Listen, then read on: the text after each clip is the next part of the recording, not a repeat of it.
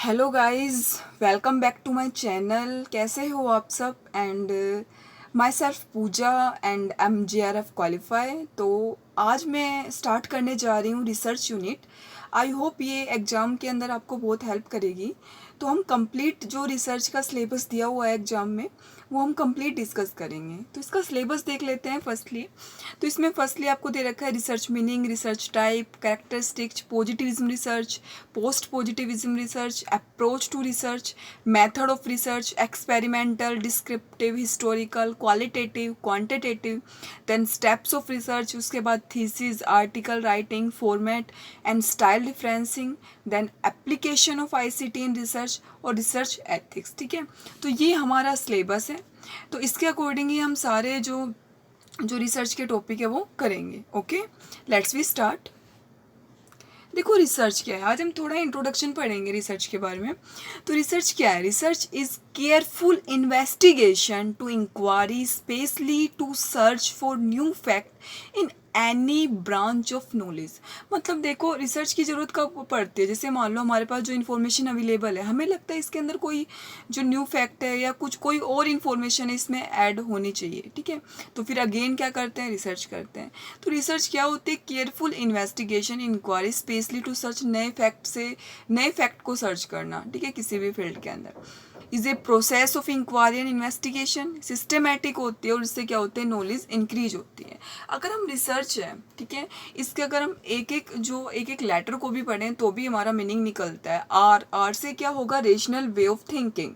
ठीक है, कि रेशनली मतलब विवेकपूर्ण ढंग से सोचना। एक्सपर्ट, ठीक है, और ई से एक्सपर्ट होगा, एस से सर्च सॉल्यूशन, ठीक है, ई से एग्जैक्टनेस, ए से एनालाइज और आर से रिलेशनशिप ऑफ फैक्ट और सी से critical observation, careful planning, constructive attitudes, ठीक है, एंड कंडेंस्ड जनरलाइजेशन। एच से ऑनेस्टी एंड हार्ड वर्किंग। ठीक है, देन आता है फीचर ऑफ रिसर्च। ठीक है, एक होती है देखो वैसे एम्पेरिकल रिसर्च। एम्पेरिकल रिसर्च होती है जिसके अंदर ऑब्जर्वेशन प्लस एक्सपेरिमेंट दोनों इंक्लूड होता है।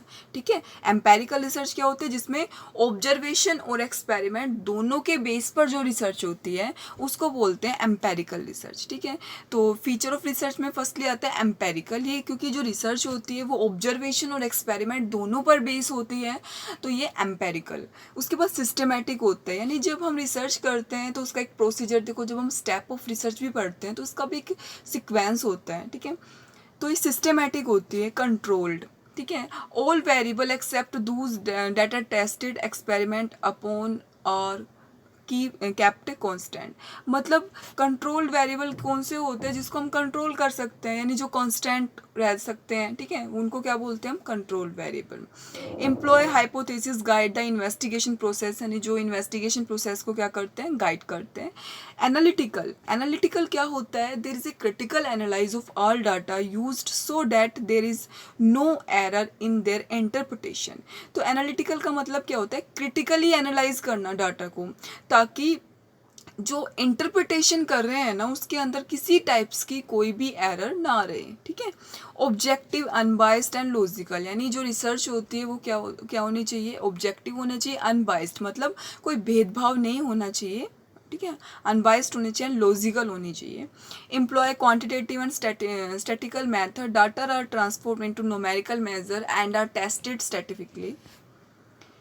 ठीक है, अब आता है मीनिंग ऑफ रिसर्च। ठीक है, तो ये हम कैरेक्टरिस्टिक्स पहले भी हम पढ़ चुके हैं। तो रिसर्च क्या होती है? Is defined as scientific investigation of phenomena which include collection, presentation, analyse and interpretation of fact. ठीक है, जिसके अंदर हम क्या करते हैं? जो फैक्ट्स हैं उनका कलेक्शन करते हैं, उनको प्रेजेंट करते हैं, फिर उनको एनालाइज करते हैं, देन हम इंटरप्रेट करते हैं।